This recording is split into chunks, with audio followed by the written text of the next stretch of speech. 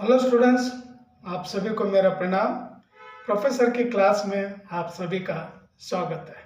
Students, आज का जो टॉपिक है, how should get passing marks. So many students they are asking me, especially in Hindi subject, how can we get passing marks, sir? So many students they have asked me this question.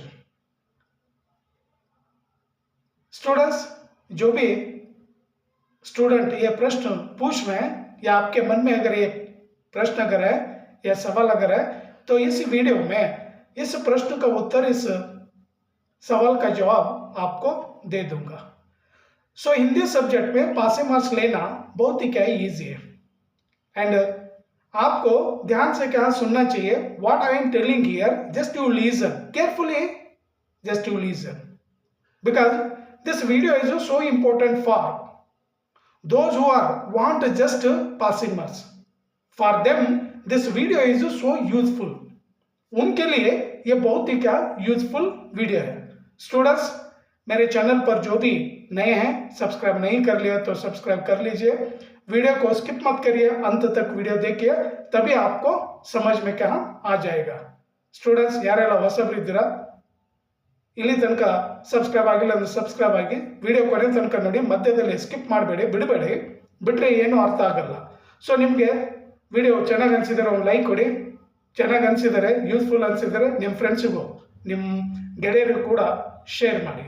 ಇವತ್ತಿನ topic ಏನು students ಅಂದರೆ, ಈ ವಿಡಿಯೋದಲ್ಲಿ annual ಎಕ್ಸಾಮಲ್ಲಿ ಹೇಗೆ passing marks ತೊಗೊಳ್ಬೇಕು, ಅಂದರೆ bottom ಲೆವೆಲಲ್ಲಿ ಇರ್ತಕ್ಕಂಥ ಸ್ಟೂಡೆಂಟ್ಸು ಹೇಗೆ ಪಾಸಿಂಗ್ ಮಾರ್ಕ್ಸ್ ತೊಗೊಳ್ಬೇಕು, ತುಂಬ ಸಿಂಪಲ್ ಆಗಿ ಒಂದು ಟ್ರಿಕ್ ಹೇಳ್ಕೊಡ್ತೀನಿ। ಏನೇನು ಬರೆದ್ರೆ, ಯಾವ್ಯಾವ ಆನ್ಸರ್ ಬರೆದ್ರೆ you will get to passing marks. ಇವತ್ತು ತುಂಬ ಈಸಿ ಇರ್ತಕ್ಕಂಥ ಒಂದು ट्रिक निम्गे ಹೇಳ್ಕೊಡ್ತೀನಿ। जस्ट स्टूडेंट्स, अगर आप पासिंग मार्क्स अगर चाहते हैं तो आपको एक बात ध्यान में क्या रखना चाहिए,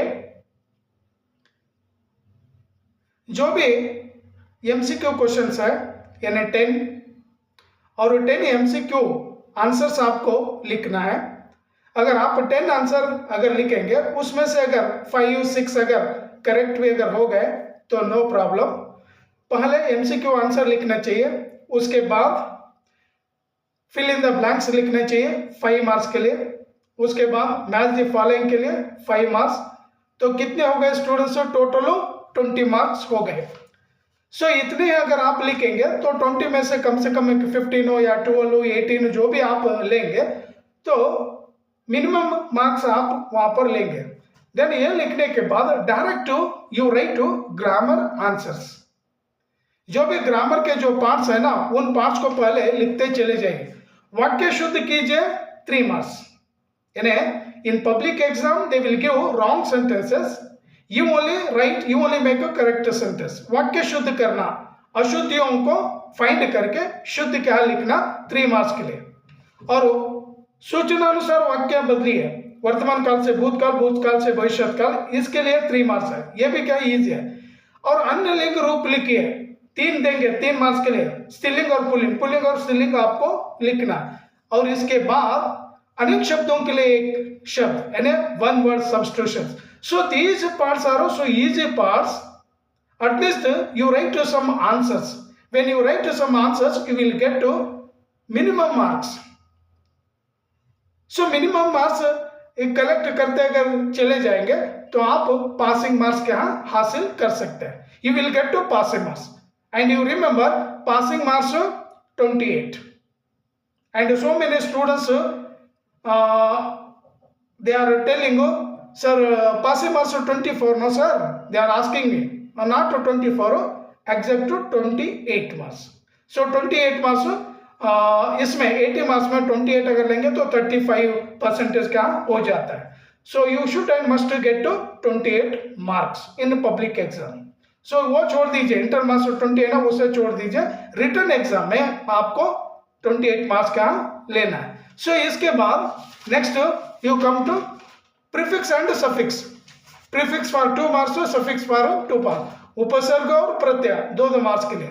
ये होने के बाद देन पैसेज के लिए 4 मार्क्स। उसके बाद लेटर राइटिंग के लिए 4 मार्क्स, और you can write to essay writing, no problem. You choose any one question, letter writing question और essay राइटिंग क्वेश्चन. उसके बाद लास्ट ट्रांसलेशन के लिए 3 है. टोटल अगर इतने भी अगर आप लिखेंगे, ये सारे प्रश्न कितने अंकों के लिए हैं? 47 मार्क्स के लिए. So these questions are also easy questions, and these questions answer you can write only one word answer. Just you put which is answer word, such word you put, you will get to more marks. So एक word का answer भी अगर आप लिखेंगे तो इतने 47 marks में कम से कम अगर आप 28 नहीं लेंगे, so getting passing marks is so easy. You have no capacity, you have no skill writing 3 marks answer, 4 marks answer, 5 marks answer, संदर्भ. You have no capacity, you have no, अगर वो लिखने की अगर स्किल अगर नहीं है तो आप ये आंसर ना लिखते हुए भी आप लोग पासिंग मार्क्स के यहाँ ले सकते हैं.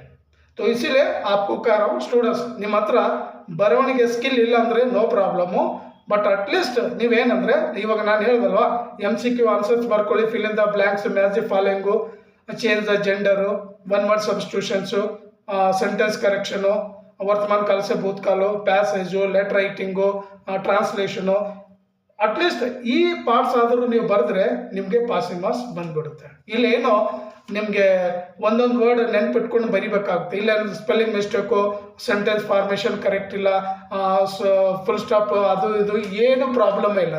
ಸೊ ಈ ಥರ ನೀವು 47 ಮಾರ್ಕ್ಸ್ದು ಈ ಶಾರ್ಟ್ ಆನ್ಸರ್ಸ್ ಬರೆದ್ಬಿಟ್ರೆ you will get to passing marks. So ಅಲ್ಲಿ ನಿಮ್ಗೆ ಯಾವುದೇ ಡೌಟ್ ಇರಲ್ಲ, ಈಸಿಯಾಗಿ ನೀವು 28 ಮಾರ್ಕ್ಸು ತಗೊಳ್ಬೋದು. सो अदर सलुवागे अटलीस्ट अगर आप MCQ आंसर्स या छोटे छोटे आंसर्स अगर आप लिखेंगे तो आप हिंदी एग्जाम में, हिंदी सब्जेक्ट में आप पास हो जाते हैं. और जहाँ तक मेरी जानकारी ನಾನು ನೋಡಿದ್ದೀನಿ, ಯಾಕಂದರೆ ನಾವು ಇವ್ಯಾಲ್ಯೂಯೇಷನ್ ಹೋಗ್ತೀವಲ್ಲ, ನೋಡಿದ್ದೀವಿ ರೇರ್ ಸ್ಟೂಡೆಂಟು ಫೇಲ್ ಆಗ್ತಾರೆ. ನೀವು ಏನಾದರೂ ಬರೆದ್ಬಿಟ್ರೆ at least related that story, related poem, at least you write something. But you don't see, sir, when I start writing, no, in my writing, in my answer, so there are so many spelling mistakes. अगर ऐसे अगर सोचेंगे तो कुछ ना सोचे, जैसा भी अगर आपको आ जाता है, क्योंकि अगर आपको आपके हाथ से अगर मिस्टेक अगर होते हैं, गलतियां अगर होती है तो नो प्रॉब्लम, लिखते चले जाइए. लेकिन नो, आपको ज़्यादा क्या आंसर्स लिख रहा है, पेजेस आपको लिखना है. अगर 1 पेज 2 पेज अगर लिख कर छोड़ देंगे तो आप फेल हो जाते हैं. So you want passing marks in Hindi language or Hindi subject matter, so at least you write to these question answers. So students, you remember. So seriously I am telling you. So इतना भी अगर आप लिखेंगे तो अच्छे marks लेते हैं. Students, यहीं पर ये वीडियो समाप्त करूंगा. नेक्स्ट और एक टॉपिक के साथ आपके सामने हाजिर हो जाऊंगा.